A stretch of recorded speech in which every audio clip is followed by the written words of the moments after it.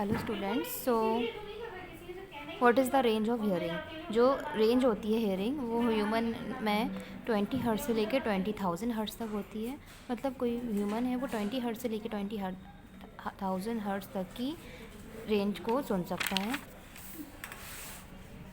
और जो चिल्ड्रन होते हैं 5 ईयर्स से कम के और जो डॉग्स होते हैं वो 25 किलो हर्ट्ज तक की साउंड को सुन सकते हैं। और जो साउंड होती है जिनकी फ्रिक्वेंसी 20 हर्ट्ज से कम होती है तो ऐसी साउंड्स को बोलेंगे हम इंफ्रासोनिक साउंड, जिनकी 20 हर्ट्ज से कम होगी फ्रिक्वेंसी।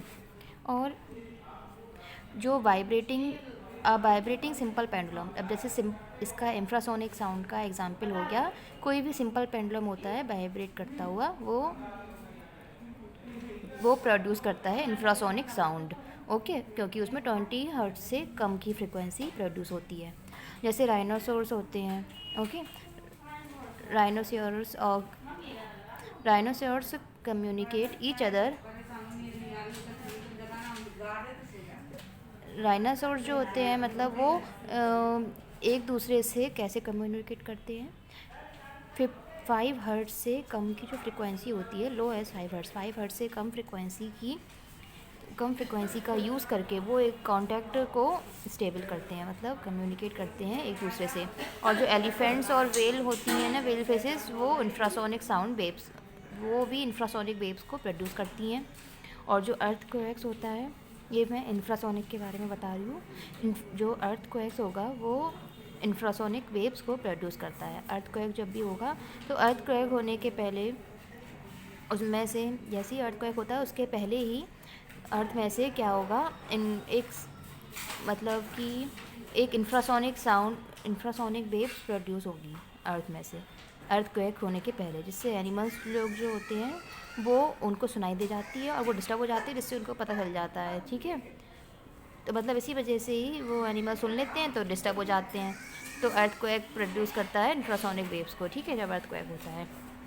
और the sound of frequencies higher than, अब मैं बता रही हूँ 20 किलो हर्ट्ज से जो ज़्यादा की फ्रिक्वेंसीज होती हैं उनको बोलते हैं अल्ट्रासोनिक वेव्स। ठीक है, तो जो डॉग होंगे, पेरपोसाइसिस होते हैं, पेरपोइसिस, डॉल्फिन्स, ये सब सी एनिमल्स होते हैं जो, और बैट्स हो गया और रैट, ये सब अल्ट्रासोनिक साउंड को सुन सकते हैं। ओके, और जो बैट्स और रैट्स होंगे वो प्रोड्यूस करते हैं अल्ट्रासोनिक साउंड को, क्योंकि उनकी फ्रिक्वेंसी 20 किलो हर्ट्ज से ज़्यादा होती है। ठीक है, और हियरिंग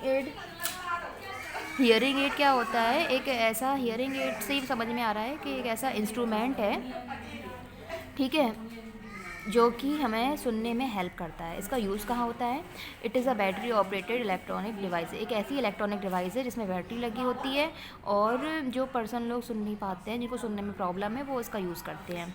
ठीक है, तो क्या होता है, माइक्रोफोन जो होता है, ठीक है, वो कन्वर्ट करता है साउंड को इलेक्ट्रिकल सिग्नल्स में। ठीक है, वो साउंड को माइक्रोफोन जो होते हैं, वो जितने भी माइक्रोफोन हैं, वो साउंड को इलेक्ट्रिकल सिग्नल्स में कन्वर्ट कर देते हैं, जिससे those are amplified by amplifier. और जिनको उसमें एम्पलीफायर माइक्रोफोन में लगा होता है, ठीक है, तो वो एम्पलीफायर की हेल्प से वो एम्पलीफाइड हो जाते हैं माइक्रोफोन। ठीक है, तो एम्पलीफाइड सिग्नल्स, फिर जो एम्पलीफाइड सिग्नल्स होंगे, ठीक है, तो जो सिग्नल्स, इलेक्ट्रिकल सिग्नल एम्पलीफाइड हो गए थे, वो एम्पलीफाइड सिग्नल को स्पीकर्स